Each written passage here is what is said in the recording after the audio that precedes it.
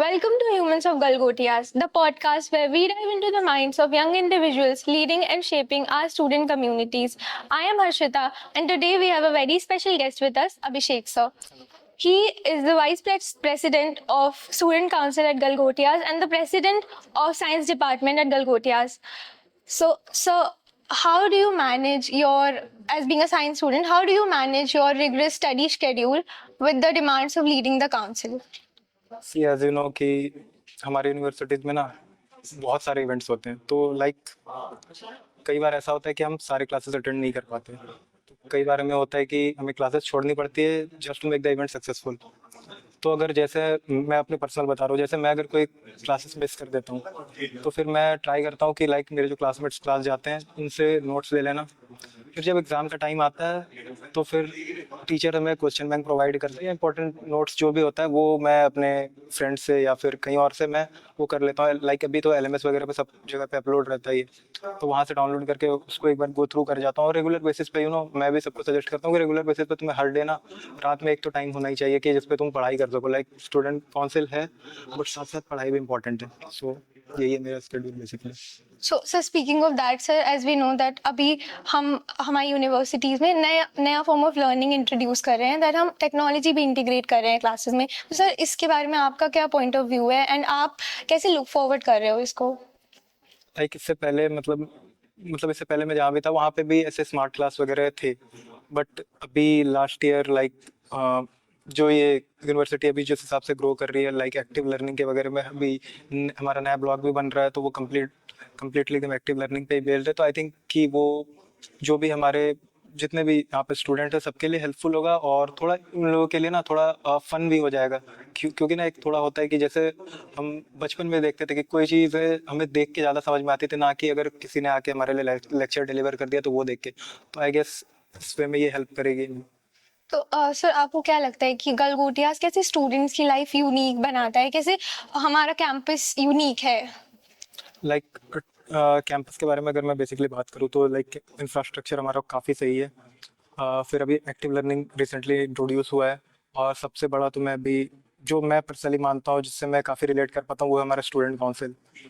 मैं अगर अपना बताऊँ ना तो विदाउट स्टूडेंट काउंसिल मैं शायद इतना एंजॉय नहीं कर पाता अपने कॉलेज की लाइफ को। तो आई गेस ये तीन चार चीज़ें मिलके ना एक कंप्लीट बनाता है कि हाँ स्टूडेंट को इन सब चीज़ों में कॉलेज में मज़ा आता है। तो इसलिए मैं मानता हूँ कि गलगोटिया इन सब चीज़ों को मिला के अच्छी है। Definitely sir. सर आप स्टूडेंट काउंसिल की बात कर रहे थे, तो सर जैसे आपको क्या लगता है कि स्टूडेंट्स का कितना इम्पोर्टेंट है स्टूडेंट काउंसिल में पार्ट लेना एंड डिफरेंट इवेंट्स में पार्टिसिपेट करना? As we all know that आज के टेक्नोलॉजी में, आज के जनरेशन में सिर्फ education is not important, we have to develop soft skills and for our personal growth it's very important. तो सर आपका क्या पॉइंट ऑफ व्यू है कि स्टूडेंट काउंसिल क्यों ज्वाइन करनी चाहिए? पहली चीज़ तो ये है कि हम किसी को फोर्स नहीं करते कि भाई तुम ज्वाइन ही करो।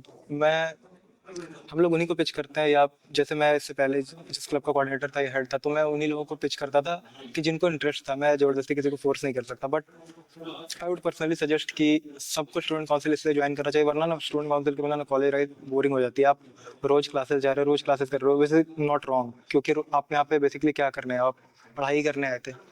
बट स्टूडेंट काउंसिल में ज्वाइन करने से ना एक ये फ़ायदा होता है कि आपका थोड़ा दिमाग पढ़ाई से भी साइड हटता है, जो कि अच्छे काम में ही आप लगा रहे हो। जैसे मेरा पर्सनल मैं अगर बता दूं, मेरा हॉबी था फोटोग्राफी, तो मैं कैंप सर्कल में आया, तो मैंने कैंप सर्कल में 3 साल एंजॉय किया।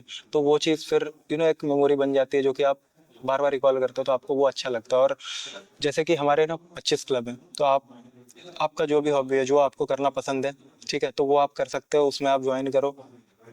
तो इसलिए आई वुड सजेस्ट कि सबको स्टूडेंट काउंसिल ज्वाइन करना चाहिए। एंड स्टूडेंट काउंसिल में फन है, स्टूडेंट काउंसिल पूरी एक फैमिली है, सो इसलिए स्टूडेंट काउंसिल। तो सर जैसे अभी स्टूडेंट्स काफ़ी ज़्यादा यूनिफेस्ट के बारे में सुन रहे हैं, it's quite a elephant in the room.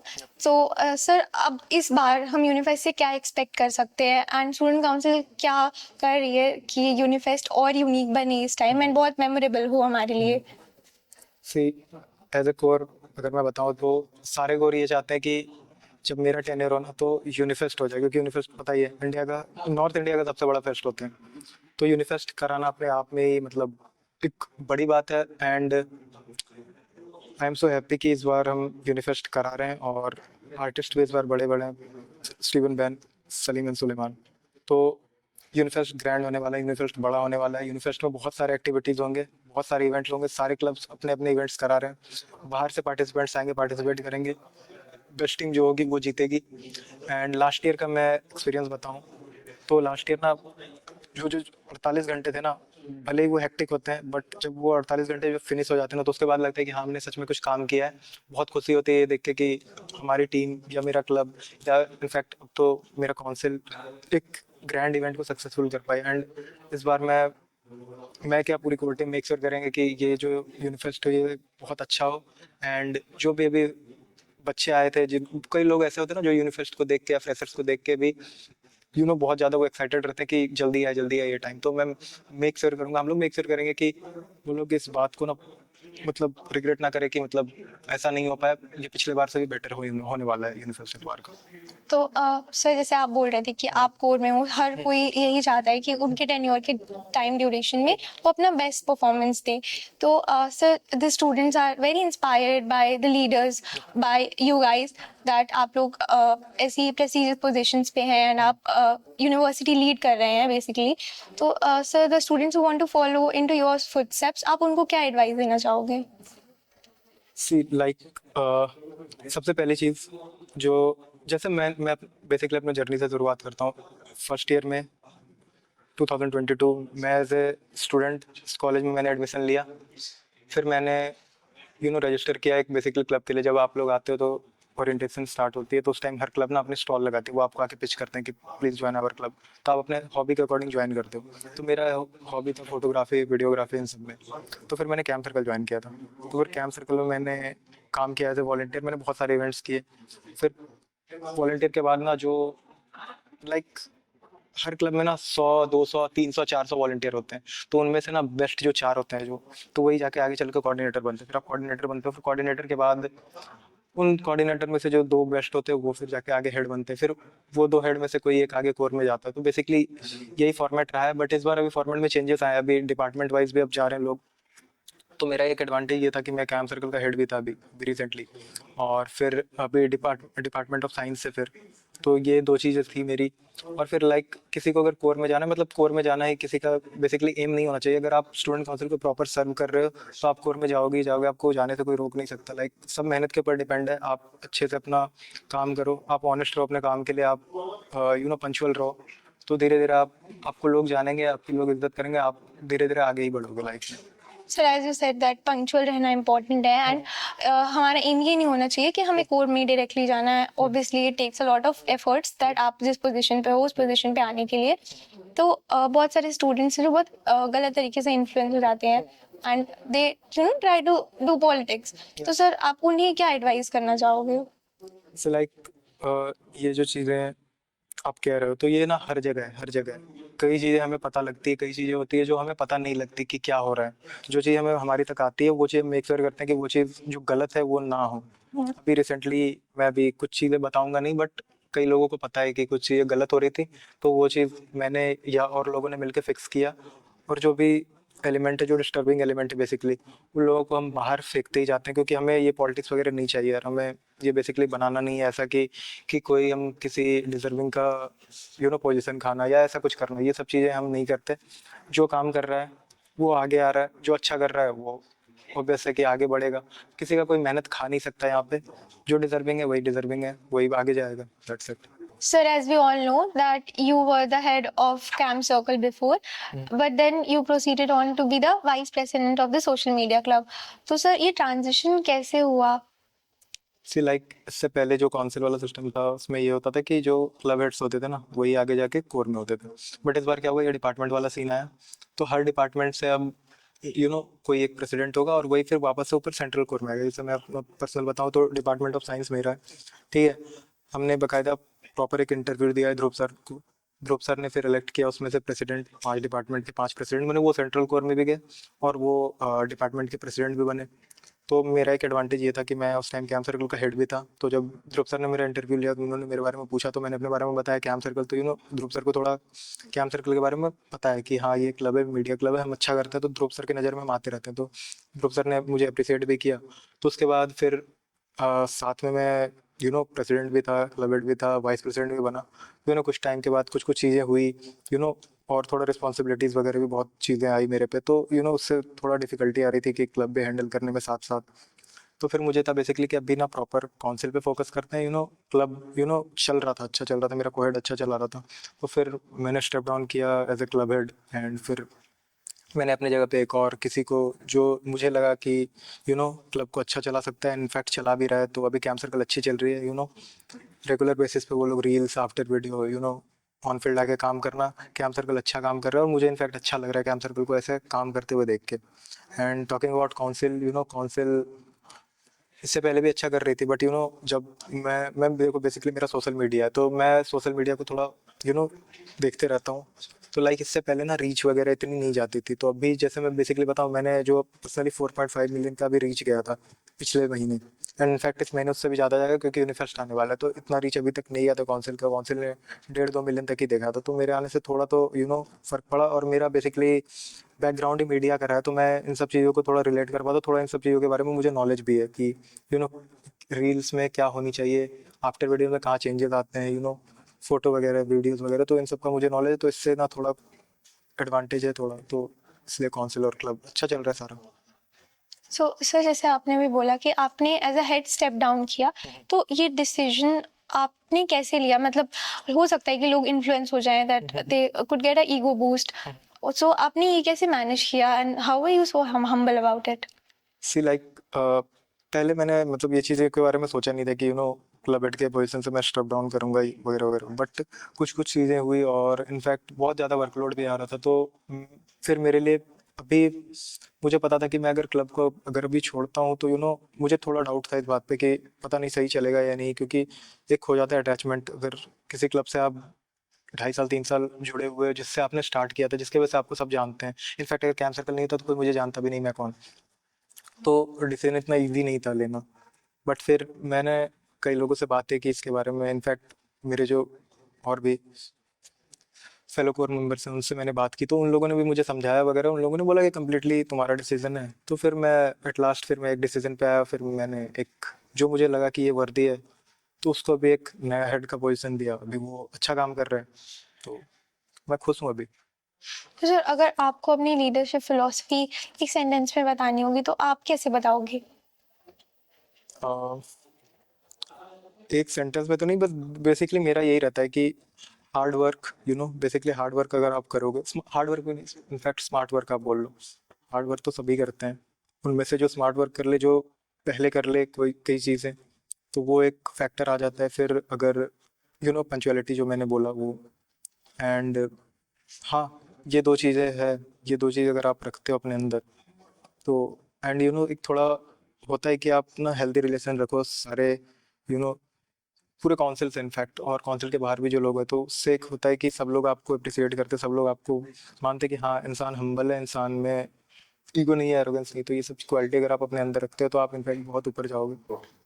तो सर आपका एचओजी और अदर क्लब्स के बारे में क्या रिव्यू है?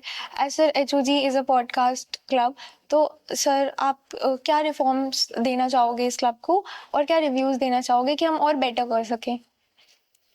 सी एचओजी को ना मैं एज ए वॉल्टियर में था जब, तब से मैं जान रहा हूँ। बट लास्ट ईयर जब राइज अप गलगोटिया हो रहा था, तो उस टाइम मैंने ना एचओजी के साथ मतलब बहुत क्लोजली मैंने काम किया था। लाइक एचओजी जितने भी स्पीकर्स आ रहे थे, जितने भी गेस्ट आ रहे थे, उनका पॉडकास्ट ले रहे थे, तो मैं उस पॉडकास्ट का पार्ट था, मतलब बिहाइंड द कैमरा मैं ही था। तो एचओजी को मैं अच्छा जानता हूँ। इनफैक्ट हमारे जो दोनों हेड्स हैं, दोनों से मेरी अच्छी दोस्ती भी है। तो एचओजी अभी अच्छा कर रही है, इनफैक्ट पिछले साल से तो फार बेटर कर रही है। तो एंड सजेशन में मैं यही देना चाहूँगा कि लाइक जितने भी गेस्ट आते हैं, किसी को स्किप मत होने दो, सारे का पॉडकास्ट वगैरह लो। एंड इनफैक्ट एचओजी अच्छा कर रही है, एंड आई विश कि वो और अच्छा करे इस बार। So all the best. Sir जैसे अभी recently Galgotias got latent host किया था एचओजी ने, तो उसका क्या रिव्यू है? से इवेंट बहुत सही था, एंड काफ़ी फन था। मतलब स्टैंड अप वगैरह था, कई लोग अपना टैलेंट दिखाने आए थे, कई लोग बस उन लोगों ने पार्टिसिपेट कर लिया था बस मजाक मस्ती में। तो मुझे वो चीज़ अच्छा लगा कि जो लोग थे मतलब जिनको कुछ नहीं भी आता तो उन लोगों ने पार्टिसिपेट किया, उन लोगों ने ट्राई किया कि कुछ करने का। सो यू नो ऐसा इवेंट मैं चाहूँगा कि अगर एचओजी फिर से करवा सके तो काफ़ी मज़ा आएगा हमें। एंड इनफैक्ट मैं एज ए जज पैनल में मैं सारे कोर टीम के साथ बैठा हुआ था, तो मैंने तो सामने से बहुत एंजॉय किया, और जो भी क्वेश्चंस वगैरह पूछे जा रहे थे, जो मेरे फेलो कोर्स पूछ रहे थे, वो भी मैं सुन सुन के हंस रहा था। मतलब मेरे लिए बेसिकली बहुत ही अच्छा इवेंट गया था, मैं पूरे इवेंट में बैठ के हंस रहा था, मुझे मज़ा आया। एंड बाकी लुकिंग फॉरवर्ड कि ऐसा और बहुत सारे इवेंट तुम लोग कराओ। और सर जैसे अभी रिसेंटली काफिला ने भी मिनी यूनिफेस्ट होस्ट किया था, तो sir what do you think that इसका क्या सिग्निफिकेंस है दैट यूनिफेस्ट से पहले एक मिनी यूनिफेस्ट हो रहा है? तो लाइक ये मिनी यूनिफेस्ट ना हर बार होता है, यूनिफेस्ट से 1 या 2 वीक पहले हम करते हैं। तो इस बार हम लोगों ने वही 2 वीक पहले के अराउंड कर लिया, डेट तो सबको पता ही है 21 एंड 22। तो इस बार भी फिर हम लोगों ने 2 वीक पहले ही ये शेड्यूल किया एंड किया। ये बेसिकली हम ना यूनिफेस्ट का हाइप करने के लिए, थोड़ा हाइप बढ़ाने के लिए करते हैं। एंड इनफैक्ट उस दिन हम लोगों ने पहला आर्टिस्ट जो था शिवन बैन, उसको लॉन्च किया।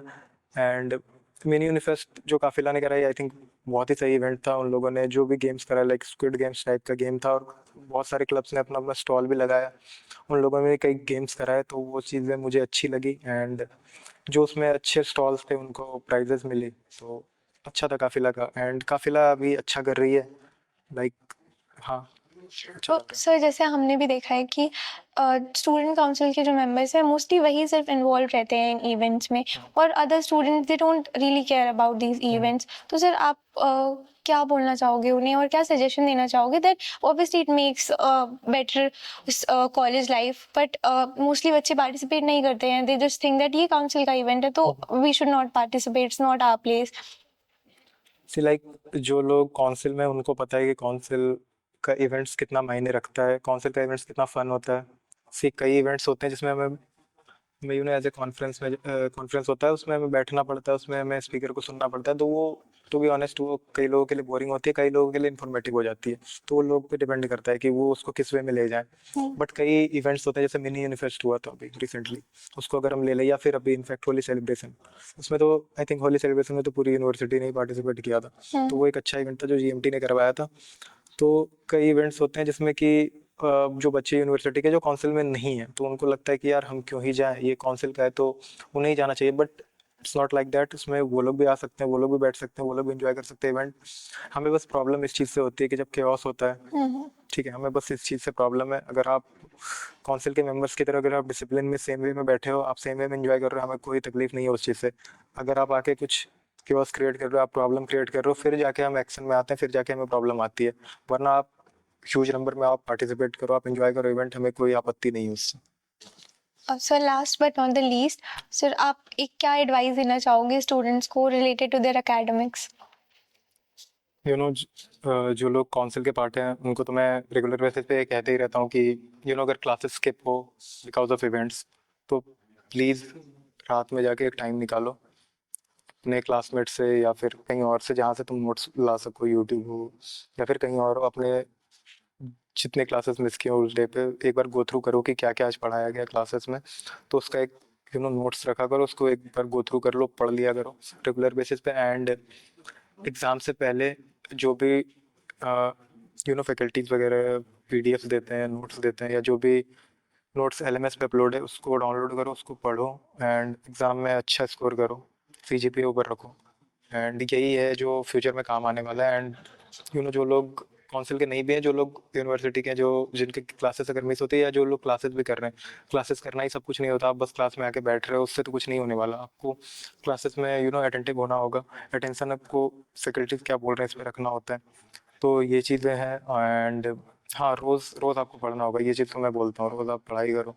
1-2 दिन अगर स्किप भी हो जाता है रिलेटेड टू समथिंग ऐसा, अगर इंपॉर्टेंट है, आप कहीं जा हुआ रहे हो, या कोई इवेंट है जो पूरी रात चल रही है, लाइक हैकाथन वगैरह, कुछ ऐसा सीन अगर हो तो अगर स्किप होता है तो आप मेक श्योर करो कि वो जो पढ़ाई एक डे का अगर आपने मिस किया है, तो वो आप नेक्स्ट डे या उसके नेक्स्ट डे वो पूरा रिकवर कर लो। इतना ही है मेरे। Thank you, sir. So that brings us to the end of this very exciting podcast. Thank you so much, Abhishek, sir, for sharing your insights on several topics.